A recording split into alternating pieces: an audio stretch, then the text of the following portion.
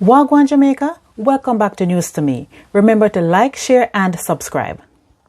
Let's talk about the death penalty. With Jamaica having one of the highest murder rates in the world, it's no surprise that ever so often you hear people calling on the government to bring back the death penalty. Didn't we used to have hanging in Jamaica years ago? Where did the death penalty go? Well, let's look a little deeper into that. The last execution in Jamaica took place in 1998 when Stanford Dinnell and Nathan Foster were hanged for murder.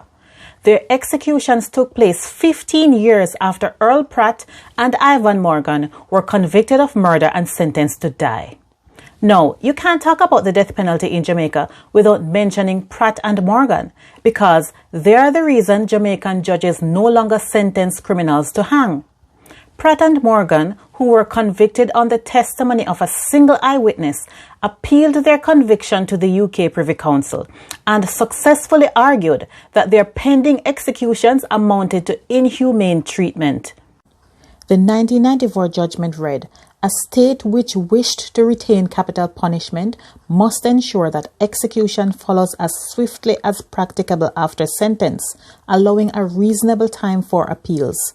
To execute a prisoner years later after long delays caused by his legitimate use of all the appellate procedures available was to subject him to an inhuman or degrading punishment." In other words, the Jamaican government has a duty to carry out the death penalty within a reasonable period of time after sentencing.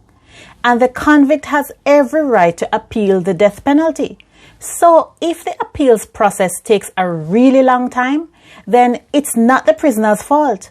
The fault lies with the state. In this case, Pratt and Morgan had been waiting to die for 14 years.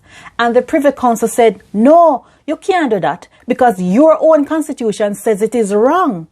So the death penalty did not go anywhere. It is still applicable under Jamaican law, and capital crimes such as murder still qualify for capital punishment. But you can't bring back the death penalty because it never gone away.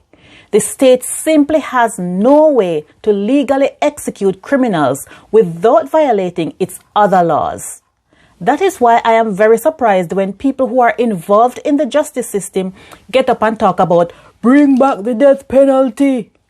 Take the new Police Federation president, Patria Rowe, who this week called for the death penalty for criminals who attacked the police after a JDF soldier and a police officer were killed. Sir, the whole Jamaica is under attack from criminals, and you, more than anyone, should know that we can't just get up tomorrow and start hanging convicts again. The media, when reporting on the death penalty, also has a responsibility to educate the public about the conundrum we find ourselves in. Whether you are for or against the death penalty, information is key. We need to be informed as to how our justice system works. Many of the people calling on the government to resume hanging have never sat in a courtroom, never looked a killer in the eye. Make me tell you right now, so they don't care.